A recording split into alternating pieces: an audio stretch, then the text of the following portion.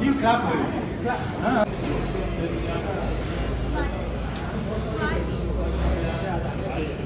ಹಾಲು ವಸಂತ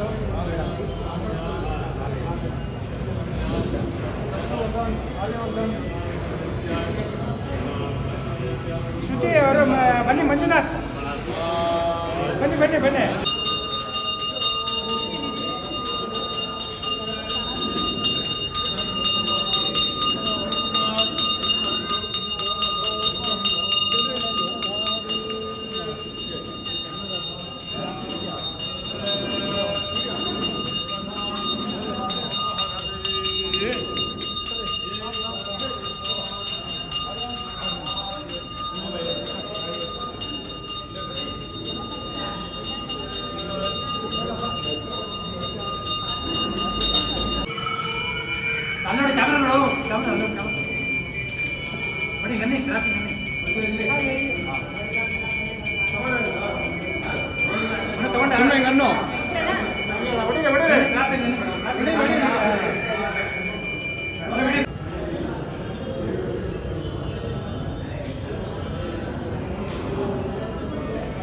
ಋಷಿ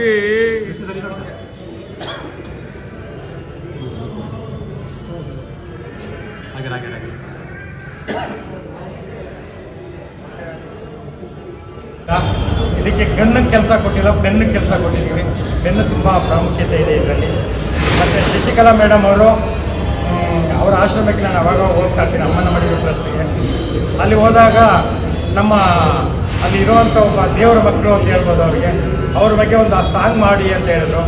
ನಾನು ಅಲ್ಲಿ ಹೋದಾಗ ನನಗೆ ಅಲ್ಲಿ ಒಂದು ಪಾರ್ಟಲ್ಲಿ ಇದಕ್ಕೆ ಒಂದು ಸಂದೇಶ ಇರುವಂಥ ಒಂದು ಕಥೆಯಲ್ಲಿ ಒಂದು ಭಾಗವಾಗಿ ಮಾಡ್ತೀನಿ, ಇಲ್ಲೆಲ್ಲ ಶೂಟಿಂಗ್ ಮಾಡ್ತೀನಿ, ನಿಮ್ಮ ಸಹಕಾರ ಬೇಕು, ಆಶೀರ್ವಾದ ಬೇಕು ಅಂದಾಗ ಅವರು ಮುಂದೆ ಹೇಳಿದೆ, ಯಾವಾಗ ಬೇಕಾದರೂ ಬನ್ನಿ ಶೂಟ್ ಮಾಡಿ, ನಮ್ಮ ಕೈಲಾದ ಸಹಕಾರ ಮಾಡ್ತೀವಿ, ನಮ್ಮ ಆಶೀರ್ವಾದ ಸದಾ ನಿಮ್ಮ ಕಥೆಯಲ್ಲಿ ಇರುತ್ತೆ ಅಂತ ಹೇಳಿದ್ರು.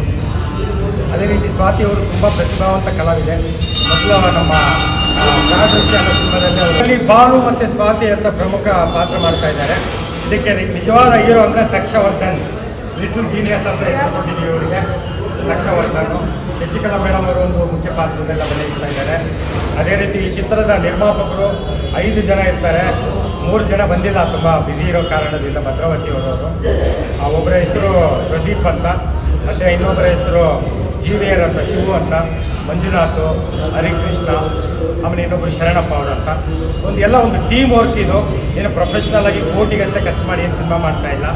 ಈ ಸಿನಿಮಾದಿಂದ ಸಮಾಜಕ್ಕೆ ನಾವು ಏನೇ ಮಾಡಿದ್ರು ಕೂಡ, ನಾವು ಏನೇ ಒಂದು ಐಟಮ್ ಸಾಂಗ್ ಬರಿ ಅಂತ ಯಾರಾದರೂ ಹೇಳಿದ್ರು ಕೂಡ ಅದರಲ್ಲಿ ಸಂದೇಶ ಇರುತ್ತೆ. ಅದೇನೋ ಮೊದಲಿಂದ ಬಂದುಬಿಟ್ಟಿದೆ. ಇತ್ತೀಚೆಗೆ ನಮ್ಮ ಹಾಡುಗಳನ್ನು ಕೇಳಿರ್ಬೋದು ನೀವು. ಉಳಿದು ಮಾಡು ಮನುಷ್ಯ ನೀ ಇರೋದು 3 ದಿವಸ, ಭೂಮಿ ಮೇಲೆ ಬಾಡಿಗೆದಾರ ನೀನಣ್ಣ, ಕಾಯಕವೇ ಕೈಲಾಸ ಅಂದರು ಬಸವ, ದರ್ಶನ್ ಬಗ್ಗೆ ಮಾಡಿದ್ದು, ಸುಟ್ಟರು ಗಟ್ಟಿಯಾಗು ಇಟ್ಟಿಗೆ ಅಂತ. ನಮ್ಮದು ಉದ್ದೇಶ ಏನಂತಂದರೆ, ನಾವು ಕಣ್ಣಿಡಿದು ಏನೋ ಬರೆದಾಗ ಅದರಿಂದ ದುಡ್ಡು ಬರುತ್ತೆ, ಜೀವನ ಆಗುತ್ತೆ. ಎಲ್ಲದಕ್ಕಿಂತ ಹೆಚ್ಚಾಗಿ ಈ ಒಂದು ಅಕ್ಷರಗಳಿಂದ 4 ಜನ ಬದಲಾದರೆ ಅದು ನಮ್ಮ ಸಾರ್ಥಕತೆ. ಎಲ್ಲರ ಸಹಕಾರ ಚೆನ್ನಾಗಿದೆ. ಇದೆಲ್ಲರ ಬಗ್ಗೆ ನಾನು ಹೇಳ್ಬೇಕಂದ್ರೆ ನಮ್ಮ ತಕ್ಷವರ್ಧನ್ ಬಗ್ಗೆ ಮಾತಾಡಬೇಕು. ತುಂಬ ಪ್ರತಿಭಾವಂತ.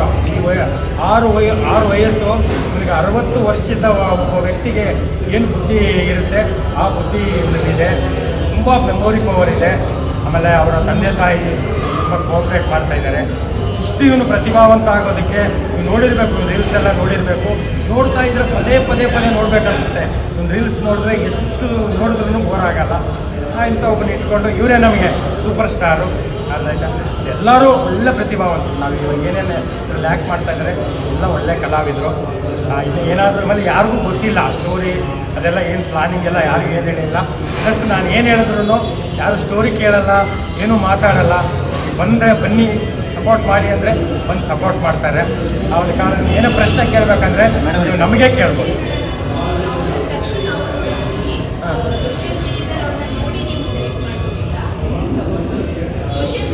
ಸೋಷಿಯಲ್ ಮೀಡಿಯಾದಲ್ಲಿ ನೋಡಿ.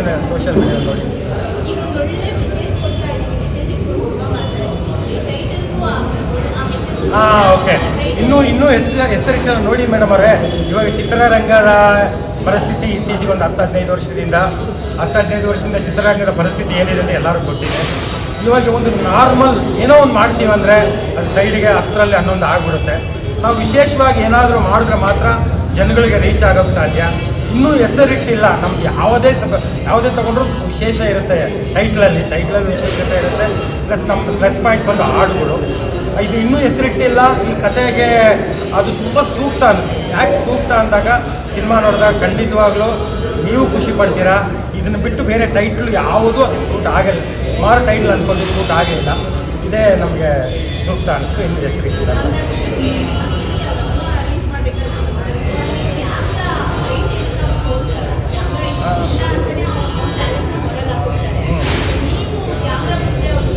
ಆಮೇಲೆ ಇನ್ನೊಂದು ವಿಷಯ ಅಂತಂದರೆ ಅವನು ಎಂಥ ಟ್ಯಾಲೆಂಟೆಡ್ ಅಂದರೆ ಅವನು ಏನೋ ಇವಾಗಲೂ ಅಷ್ಟೇ. ಈಗ ಬೆಳಿಗ್ಗೆ ಹೇಳಿದ್ರು ಡೈಲಾಗು ಅಷ್ಟು ಬೇಗ ಒಂದು ಕ್ಯಾಚ್ ಮಾಡ್ಕೊಂಡು ಬಂದು ಡೈಲಾಗು ಏನು ತಪ್ಪಿದೆ ಹೇಳ್ಬಿಟ್ಟ.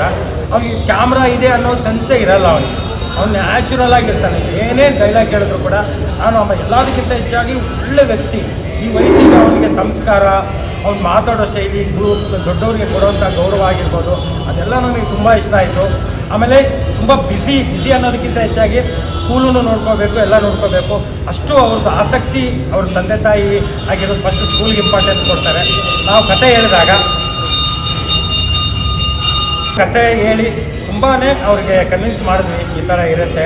ಆಮೇಲೆ ಇದು ಜಾಸ್ತಿ ಮಕ್ಕಳನ್ನ ಕಾನ್ಸಂಟ್ರೇಟ್ ಮಾಡ್ತಾ ಇದ್ದೀವಿ. ಇದನ್ನೆಲ್ಲ ತುಂಬ ಪ್ಲಾನ್ ಇದೆ. ಇದು ಪ್ರತಿಯೊಂದು ಸ್ಕೂಲವರು ಈ ಸಿನಿಮಾ ನೋಡಬೇಕು. ಇದು ಮೈನ್ ಏನಂತಂದರೆ ಇವನು ಒಬ್ಬ ದಾರ್ಶನಿಕ, ಒಬ್ಬ ವೇದಾಂತಿ, ಆ ಲೆವೆಲಿಗೆ ಇವನು ಸಂದೇಶ ಹೇಳ್ತಾನೆ ಅಂತ ಹೇಳಿ.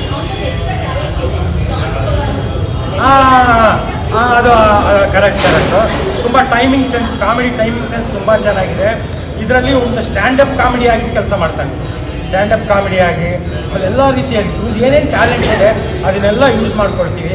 ಇದ್ರದ್ದು ಕಾನ್ಸೆಪ್ಟ್, ಈ ಚಿತ್ರದ ಮುಖ್ಯ ಕಾನ್ಸೆಪ್ಟ್ ಏನಂತಂದರೆ ಅನಾಥಾಶ್ರಮ, ಪೊಲೀಸ್ ಸ್ಟೇಷನು, ಆಸ್ಪತ್ರೆ, ಆ ಮೂರು ಇರಬಾರ್ದು ಪ್ರಪಂಚದಲ್ಲಿ. ಅಂದರೆ ನಮ್ಮ ದೇಶದಲ್ಲಿ ಇರಬಾರ್ದು. ಆ್ಯಕ್ಚುಲಿ ಯಾಕೆ ಇರಬಾರ್ದು ಅಂತಂದರೆ 120 ವರ್ಷಗಳಿಂದನೇ ಇದೆಲ್ಲ ಬಂದಿದ್ದು. ಹಾಸ್ಪಿಟ್ಲ್ ಆಗಿರ್ಬೋದು, ಪೊಲೀಸ್ ಸ್ಟೇಷನ್ ಆಗಿರ್ಬೋದು, ಆಮೇಲೆ ನಿಮಗೇನು ಅನಾಥಾಶ್ರಮಗಳು ಬರೀ 120-130 ವರ್ಷ ಆಯಿತು. ಸಾವಿರಾರು ವರ್ಷ ಅದನ್ನೆಲ್ಲ ಇಲ್ಲದೆ ಬದುಕಿದ್ದಾರೆ. ಯಾಕೆ ಇವಾಗ ಬದುಕೋಕ್ಕಾಗಲ್ಲ ಅನ್ನೋದೊಂದು ನಮ್ಮ ಒಂದು ಆಶಯ. ಅದು ಎಷ್ಟರ ಮಟ್ಟಿಗೆ ರೀಚ್ ಆಗುತ್ತೆ. ಅದರಿಂದ 4 ಜನ ಬದಲಾದ್ರೂ ಈ ಚಿತ್ರ ಮಾಡಿದ್ದಕ್ಕೆ ಸಾರ್ಥಕ. ಟೈಟ್ಲ್ ಸರ್ ಮತ್ತೆ ಹೈಲೈಟ್ಸ್ ಏನಾಗುತ್ತೆ ಅಂತ ಯಾವುದು ಟೈಟ್ಲು ಕತೆಗೂ ಅದು ಆ್ಯಕ್ಚುಲಿ ನೀವು ಕತೆ ನೋಡಿದಾಗ ಗೊತ್ತಾಗ್ತದೆ. ಇನ್ನೂ ಹೆಸರಿಟ್ಟಿಲ್ಲ. ಏನಕ್ಕೆ ಇನ್ನೂ ಹೆಸರಿಟ್ಟಿಲ್ಲ ಅನ್ನೋದು ಸಿನಿಮಾ ನೋಡಿದಾಗ ಗೊತ್ತಾಗುತ್ತೆ. ರಿಲೀಸ್ವರೆಗೂ ಅದೇ ಟೈಟ್ಲ್ ಇರುತ್ತಾ ಇಲ್ಲಾಂದ್ರೆ ಚೇಂಜ್ ಮಾಡ್ತಿಲ್ಲ? ಸೇಮ್ ಇರುತ್ತೆ. ಆಮೇಲೆ ಇನ್ನೊಂದು ವಿಶೇಷ ಅಂದರೆ ನಮ್ಮದು ಸಿನಿಮಾ ಸುಮಾರು ಸಿನಿಮಾಗಳು ಡಿಲೇ ಆಗುತ್ತಲ್ಲಿ. ಶೂಟಿಂಗ್ ಆದ ತಕ್ಷಣ ಸ್ವಲ್ಪ ಡಿಲೇ ಆಗ್ತದೆ ಕಾರಣಾಂತರಗಳಿಂದ. ಇದು ನಾವು ಅಕ್ಟೋಬರ್ಗೆಲ್ಲ ರಿಲೀಸ್ ಮಾಡೋಕ್ಕೆ ಪ್ಲಾನ್ ಮಾಡಿದ್ವಿ. ಇಮಿಡಿಯೇಟ್ ರಿಲೀಸ್ ಮಾಡಬೇಕು ಅಂತ ಪ್ಲಾನ್. ಇದು ಮಕ್ಕಳ ಚಿತ್ರನ, ಇದು ಯಾವ ಜಾನರ್ ಆಗ್ಬೋದು? ಇದು ಎಲ್ಲರೂ ನೋಡೋದು. ಆ್ಯಕ್ಚುಲಿ ಮಕ್ಕಳ ಸಿನಿಮಾ ಅಂತಲ್ಲ. ಇವಾಗ ನೋಡಿ ತಾರೆ ಜಮೀನ್ ಪರ್ ಎಲ್ಲರೂ ನೋಡೋದು. ಅದು ಮಕ್ಕಳ ಸಿನಿಮಾ ಅಂತಲೇ ಮಾಡಿದ್ರು ಕೂಡ ಎಲ್ಲರೂ ನೋಡಿದ್ರು. ಅದರಲ್ಲಿ ಒಂದು ಅದ್ಭುತ ಸರ್ಕಾರಿ ಹಿರಿಯ ಪ್ರಾಥಮಿಕ ಶಾಲೆ, ಅದು ಕೂಡ ಎಲ್ಲರೂ ನೋಡಿದ್ರು. ಅದೇ ರೀತಿ ಮಕ್ಕಳು ಅಂತಲ್ಲ, ಮಕ್ಕಳಿಗೆ ಒಳ್ಳೆ ಸಂದೇಶ ಇರುತ್ತೆ. ತಂದೆ ತಾಯಿ ನೋಡಿದ ತಕ್ಷಣ ಫಸ್ಟು ಈ ಸಿನಿಮಾನ ಕರ್ಕೊಂಡೋಗಿ ತೋರಿಸ್ಬೇಕು ಅಂತ ತಂದೆ ತಾಯಿಗಳು ನಿರ್ಧಾರ ಮಾಡಿ ತೋರಿಸ್ತಾರೆ ಅನ್ನೋದು. ಇದರಲ್ಲಿ ಸಾಂಗ್ ಯಾವ ಥರ ಮಾಡಿದ್ದಾರೆ? ಮಕ್ಕಳಿಗೆ ಯಾವ್ದಾದ್ರು ಒಂದು ಸಾಂಗ್ ಮಾಡಿದ್ದಾರೆ? ಮಕ್ಕಳಿಗೆ ಸಾಂಗ್ ಯಾವ ಥರ ಅಂತಂದರೆ ಇವನು ಆಗದೇ ಇರೋ ಕೆಲಸ ಇವನು ಏನು ಕೆಲಸ ಅಂದ್ಕೊಂಡ್ರು ಅದು ಆಗಲ್ಲ ಅನ್ನಲ್ಲ. ಅವನ ಸಿದ್ಧಾಂತ ಏನು ಅಂತಂದರೆ ಮನುಷ್ಯ ಮನಸ್ಸು ಮಾಡಿದ್ರೆ ದೇವರೇ ಆಗ್ತಾನೆ. ಇದು ಯಾಕೆ ಆಗಲ್ಲ, ಇದನ್ನು ಮಾಡ್ತೀವಿ ಅನ್ನೋ ಒಂದು ಮನಸ್ಥಿತಿ ಇರುವಂಥ ವ್ಯಕ್ತಿ. ಆವಾಗ ಒಂದು ದೊಡ್ಡ ಕೆಲಸನ ಆ ಒಂದು 6 ವರ್ಷಕ್ಕೆ ದೊಡ್ಡ ಜವಾಬ್ದಾರಿ ಬರುತ್ತೆ. ಅವ್ರ ಅಪ್ಪ ಅಮ್ಮ ಆಗಲ್ಲ ನಿನ್ನ ಕೈಗೆ ಅಂತಂದಾಗ ಆಗುತ್ತೆ ಅಂತಂದಾಗ ಬ್ಯಾಕ್ಗ್ರೌಂಡಲ್ಲಿ ಒಂದು ಆ್ಯಕ್ಟಿವಿಟೀಸ್ ಮೇಲೆ ಒಂದು ಸಾಂಗು ತೋರಿಸ್ತೀವಿ. ಆಗದಿರುವ ಕೆಲಸ ಬದುಕಲಿ ಏನೂ ಇಲ್ಲ ಮನುಷ್ಯ, ನೀ ಕಾಣುತ್ತಿರುವ ಕನಸು ಇಂದು ಮಾಡಿ ನೀನು ಮುಗಿಸು. ಹುಟ್ಟಿದಾಗಲೇ ಯಾರು ಬುದ್ಧಿವಂತರಲ್ಲ, ತಾಯಿ ಗರ್ಭದಲ್ಲಿ ಯಾರು ಕಲಿತುಕೊಳ್ಳಲಿಲ್ಲ. ಮನಸ್ಸು ಮಾಡು ಮನಸ್ಸ, ಆದರೆ ದೇವರೇ ಆಗುವೆ ಅಂತ ಒಂದು ಹಾಡು ಬರುತ್ತೆ. ಆಮೇಲೆ ಆಶ್ರಮ, ಅಮ್ಮನ ಮಡಿಲು ಟ್ರಸ್ಟ್ ಬಗ್ಗೆನೇ ಮಾಡಿರೋಂಥ ಒಂದು ಆಶ್ರಮ ಇದು ಬರುತ್ತೆ. ಜನ್ಮ ಕೊಟ್ಟವರು ನಮ್ಮ ಎತ್ತ ದೇವರು ಮುಪ್ಪಲಿ ಮಗುವಾಗುವರು. ಹುಟ್ಟಿದ ತಕ್ಷಣ ನಾವು ಹೇಗೆ ಮಕ್ಕಳಾಗ್ತೀವಿ, 65-70 ವರ್ಷ ಆದ ತಕ್ಷಣ ನಮ್ಮ ತಂದೆ ತಾಯಿಗಳು ಕೂಡ ಮಕ್ಕಳಾಗ್ತಾರೆ. ಆ ಮಕ್ಕಳನ್ನ ಅವ್ರಿಗೆ ಸೇವೆ ಮಾಡೋ ಬಾಕಿ ಎಲ್ಲರಿಗೂ ಸಿಗಲ್ಲ. ಖಂಡಿತವಾಗಲೂ ಅವ್ರಿಗೆ ಸೇವೆ ಮಾಡಿದ ಒಂದು ದೊಡ್ಡ ಪುಣ್ಯ. ಯಾವುದೇ ಕಾರಣಕ್ಕೂ ಅನಾಥಾಶ್ರಮಕ್ಕೆ ತಂದೆ ತಾಯಿಗಳನ್ನ ಸೇರಿಸಬಾರ್ದು. ಅನ್ನೋದು ಕೂಡ ಈ ಓದ್ರ ಮುಖಾಂತರ ನಾವು ಶಶಿ ಅವ್ರದ್ದು ಏನು ಕ್ಯಾರೆಕ್ಟರ್? ಶಶಿ ಅವ್ರದ್ದು ಅವರು ಆಶ್ರಮ ನೋಡ್ಕೊಳ್ಳೋರು ಅವ್ರದ್ದೇ ಒಂದು ಹಾಡು, ನಮ್ಮ ಎತ್ತ ದೇವರು ಉಪ್ಪಲ್ಲಿ ಮಗುವಾಗುವರು, ಅದು ಕೋಟಿ ಜನ್ಮ ಸಾಲದು ಅವರ ಋಣವ ತೀರಿಸಲು ಅಂತ. ಇವರು ಮೇಡಮ್ ಬಂದ್ಬಿಟ್ಟು ಇವರ ಒಂದು ಮದರ್ ಕ್ಯಾರೆಕ್ಟರ್ ಮಾಡ್ತಾ ಇದ್ದಾರೆ. ಇವರು ತುಂಬ ಸೆಂಟಿಮೆಂಟ್, ಇವ್ರದ್ದು ತಂದೆ ಕ್ಯಾರೆಕ್ಟರ್ ಯಾವ ಥರ ಅಂತಂದರೆ ಇವಾಗ D glamour full D glamour. ತಂದೆದು ಯಾವ ಥರ ಅಂತಂದ್ರೆ ಎಲ್ಲ ಮಿಡ್ಲ್ ಕ್ಲಾಸ್ ಫ್ಯಾಮಿಲಿ. ಆ ತಂದೆದು ಇವು ಆನ್ಲೈನಿಂದ ಎಷ್ಟು ಹಾಳಾಗ್ತಾರೆ, ಆನ್ಲೈನ್ ಇಸ್ಪೆಟ್ಟಿಂದ ತುಂಬ ಸಂಸಾರಗಳು ಹಾಳಾಗ್ತಾ ಇದೆ, ಅದರ ಬಗ್ಗೆ ಕೂಡ ಮೆಸೇಜ್ ಇದೆ. ಅವರಿಗೆ ಕಾಲ್ಪನಿಕ ಕೂಡ ಆ್ಯಡ್ ಮಾಡಿದ್ವಿ. ಆದರೆ ನಾವು ನೋಡಿದ ಘಟನೆಗಳೇ ಆಲ್ಮೋಸ್ಟ್ ಎಲ್ಲ ಸಿನಿಮಾ ನೋಡಿದ ಘಟನೆಗಳನ್ನೇ ಮಾಡ್ತಾರೆ, ಇದರಲ್ಲೂ ಕೂಡ ನೋಡಿದ ಘಟನೆಗಳೇ ಇರ್ತವೆ. ಬೇರೆ ಪಾತ್ರವರ್ಗ ಯಾರು? ಬೇರೆ ಪಾತ್ರದವ್ರಿಗೆ ಇಷ್ಟೇ ಜನ ಮಕ್ಕಳು ಇರ್ತಾರೆ, ಇಷ್ಟೇ ಜನ. ಆಮೇಲೆ ಇದರಲ್ಲಿ ಒಬ್ಬ ವಿಶೇಷ ವ್ಯಕ್ತಿ ನಟಿಸ್ತಾ ಇದ್ದಾರೆ, ಅಂದರೆ ಒಬ್ಬ ಸೂಪರ್ ಸ್ಟಾರ್ನ ಪ್ಲಾನ್ ಮಾಡ್ತಾ ಇದ್ದೀವಿ. ಅದು ಒಂದು ಇನ್ನೂ ಅವ್ರ ಹತ್ರ ಮಾತುಕತೆ ಆಗಿದೆ. ಆಶ್ರಮದ ಒಂದು ಸಾಂಗ್ ಇರುತ್ತೆ, ಅದೇ ನಮ್ಮ ಎತ್ತ ದೇವರು ಮುಪ್ಪಲಿ ಮಗುವಾಗುವರು, ಕೋಟಿ ಯುಗವು ಸಾಲದು ಅವರ ಋಣ ತೀರಿಸಲು. ಅವ್ರು ಆಡೋದು. ಲೊಕೇಶನ್ ಕುಣಗಲ್. ಆ್ಯಕ್ಚುಲಿ ಯಾಕೆ ಕುಣಗಲ್ ಅಂತಂದರೆ ಈ ಹುಡುಗ ಕುಣಗಲ್ ಅವರು, ಇವನು ಒಂದು ಡೇಟ್ ಪ್ಲಸ್ ಅಲ್ಲೇ ಹತ್ರ ಆಗಿ ಅಲ್ಲೇ ಒಂದು 4-5 ದಿವಸ ಒಂದೊಂದು ಶೆಡ್ಯೂಲ್ 5 ದಿವಸ ಮಾಡ್ಕೊಳ್ತೀವಿ. ಅವ್ರ ರಜೆ ಯಾವಾಗಿರುತ್ತೆ ಅಲ್ಲೇನ ಕುಣಗಲ್ಲು, ಆಮೇಲೆ ರಾಮನಗರ ಆ ಸರೌಂಡಿಂಗೆಲ್ಲ ಮಾಡ್ತೀವಿ. ಎಷ್ಟಾಗಿ ಹಾಡು ಬಂದು ಟೋಟಲ್ 3 ಹಾಡು. ಇದರಲ್ಲಿ ಪಾತ್ರವರ್ಗ ಇದೆಯಾ? ನಿಮ್ಮದು ಪಾತ್ರ ಇದೆಯಾ? ನಂದು ಪಾತ್ರ ಇನ್ನೂ ಡಿಸೈಡ್ ಮಾಡಿಲ್ಲ, ಯೋಚನೆ ಮಾಡಿಲ್ಲ. ಸಿಂಗರ್ಸು ಬಂದ್ಬಿಟ್ಟು ಇವಾಗ ಒಬ್ಬರು ನಾದಿರಾ ಬಾನು ಅಂತ ಅವ್ರ ಕೈಲಿ ಆಡಿಸ್ಬೇಕಂತ ಪ್ಲಾನ್. ಸಿಂಗರ್ಸೂ ಕೂಡ ನಿನ್ನೆ ಅವ್ರಿಗೆ ಟ್ರ್ಯಾಕ್ ಸಾಂಗ್ ಕೇಳಿಸ್ತೆ ಮೇಡಮ್ ಅವ್ರಿಗೆ, ಅವರು ಹೇಳಿದ್ದಾರೆ, 4-5 ಹೆಸರು ಹೇಳಿದ್ದಾರೆ. ದೊಡ್ಡ ಸಿಂಗರ್ ಅಂತಲ್ಲ, ಒಳ್ಳೆ ಸಿಂಗರ್ ಕೈಲಿ ಆಡಿಸ್ಬೇಕು. ವಿಜಯ ಪ್ರಕಾಶ್ ಕೈಲಿ ಒಬ್ಬರೊಂದು ಆಡಿಸ್ಬೇಕು ಅಂತ.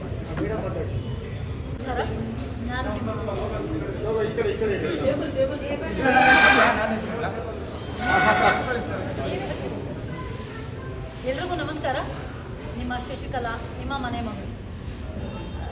ರಿಷಿ ಸರು ಮೊದಲನೇದಾಗಿ ಒಂದು 20 ವರ್ಷದಿಂದ ಪರಿಚಯ ನನ್ನದು. ಇತ್ತೀಚೆಗೆ ಆಶ್ರಮಕ್ಕೆ, ನಮ್ಮ ಅಮ್ಮನ ಮಡಿಲು ಟ್ರಸ್ಟ್ಗೆ ಆಶ್ರಮಕ್ಕೆ ಬರೋಕ್ಕೆ ಸ್ಟಾರ್ಟ್ ಮಾಡಿದ್ರು. ಅವ್ರಿಗೊಂಥರ ಅದು ತಾಯಿ ಮನೆ ಇದ್ದಂಗೆ, ಬರ್ತಾಯಿದ್ರು ಹೋಗ್ತಾಯಿದ್ರು. ಯಾಕೆಂದರೆ ಈಗ ನಾನೊಬ್ಳು ಕಲಾವಿದೆ, ಒಂದು 600 ಸಿನಿಮಾ ಮಾಡಿದ್ವಿ. ನಮ್ಮ ಡೈರೆಕ್ಟ್ಗಳು ನಮಗೆ ಏನು ಒಂದು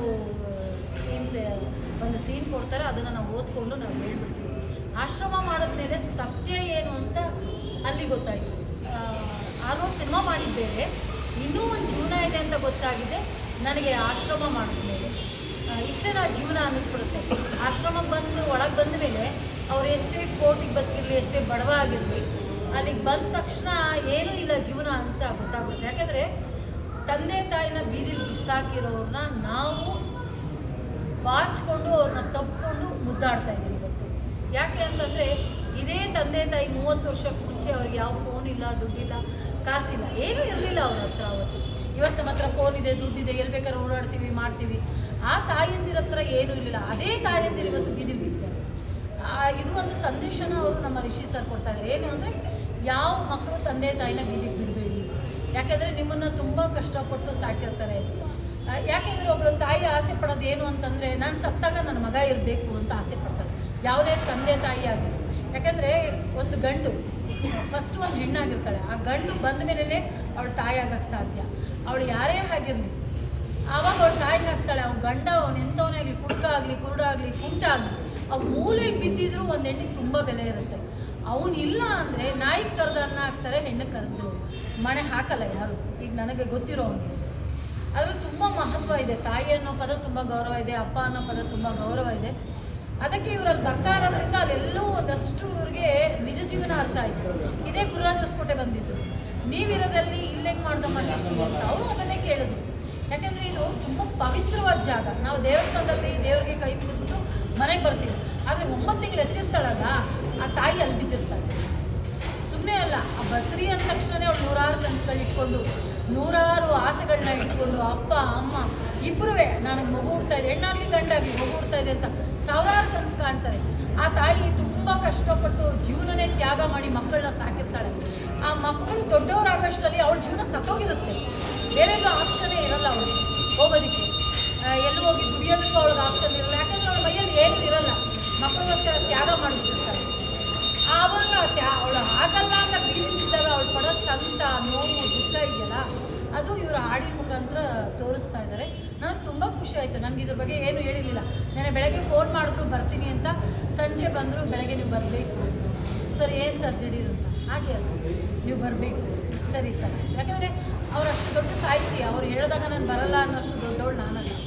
ಮೊದಲನೇದಾಗಿ ನಾನು 600 ಸಿನಿಮಾ ಮಾಡಿದ್ರು ಕಲಾವಿದೆಯಾಗಿ ಈ ಕಡೆ ನಿಂತ್ಕೊಳ್ತಾ ಇದ್ದೆ. ಇವತ್ತು ನನಗೆ ಕ್ಲ್ಯಾಪ್ ಮಾಡೋದಕ್ಕೆ ಒಂದು ಅವಕಾಶ ಮಾಡಿಕೊಟ್ರಲ್ಲ ರಿಷಿ ಸರ್ಗೆ ನನ್ನ ಕಡೆಯಿಂದ ತುಂಬ ಹೃದಯದ ಧನ್ಯವಾದಗಳು. ಈ ಸಿನಿಮಾಗೆ ಒಳ್ಳೆಯದಾಗಿ ಎಲ್ರಿಗೂ ಆಲ್ ದ ಬೆಸ್ಟ್ ಅಂತ ನಾನು ಹೇಳ್ತೀನಿ. ಈ ಸಿನಿಮಾ ನೋಡಿ, ಬಟ್ ಅಷ್ಟು ಒಂದು ಹಾಡು ತುಂಬ ಚೆನ್ನಾಗಿದೆ. ದಯವಿಟ್ಟು ಯಾವ ತಂದೆ ತಾಯಿನ ಇದಕ್ಕೆ ಬಿಡಬೇಡಿ. ಅಂಬ್ಲಿನೋ ಗಂಜಿನೋ ಒಂದು ಮೂಲೆಯಲ್ಲಿ ಕೂರ್ಸಾದರೂ ಹಾಕಿ ಬೈಬೇಡಿ, ಹೊಡಿಬೇಡಿ.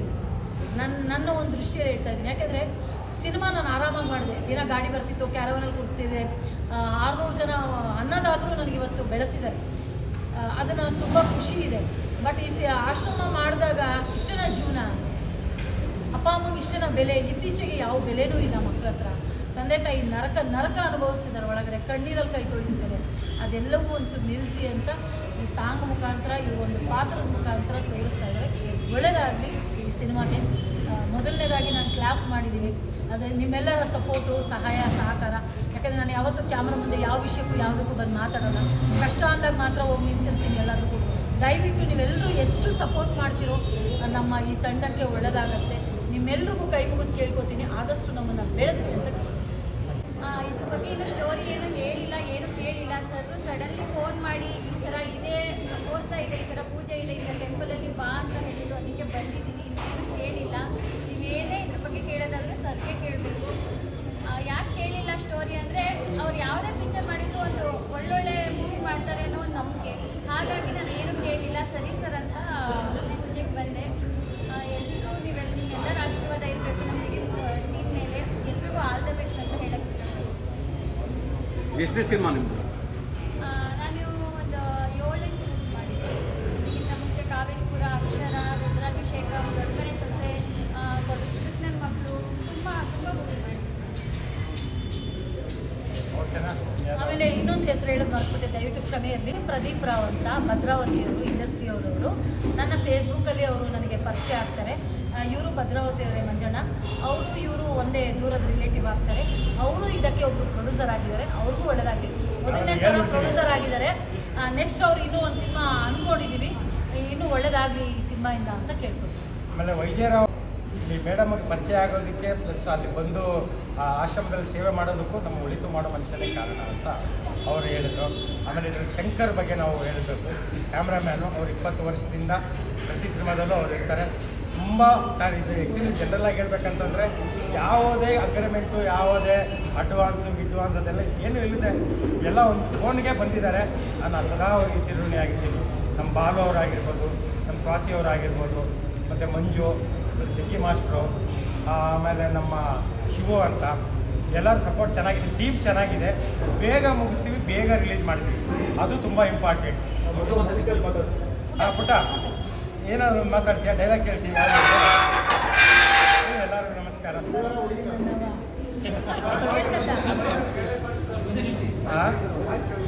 ಕೇಳಿಸಲ್ಲ? ಹತ್ರ ಇದ್ದಾನೆ ಬಿಡಮ್ಮ.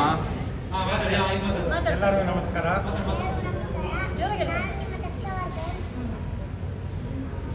ಹೆಸರಿಟ್ಟಿಲ್ಲ ಸಿನಿಮಾದಲ್ಲಿ ಮುಖ್ಯ ಪಾತ್ರದಲ್ಲಿ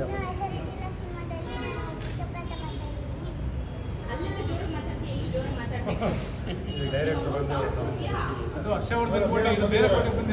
ಡೈಲಾಗ್ ಕೇಳ್ತಾನೆ. ಇದು ಒಂದು ಡೈಲಾಗ್ ಕೇಳ್ಬಿಡಪ್ಪ. ಹರ್ಷವರ್ಧನ್ ಕೊಟ್ಟೆ ಕಣ.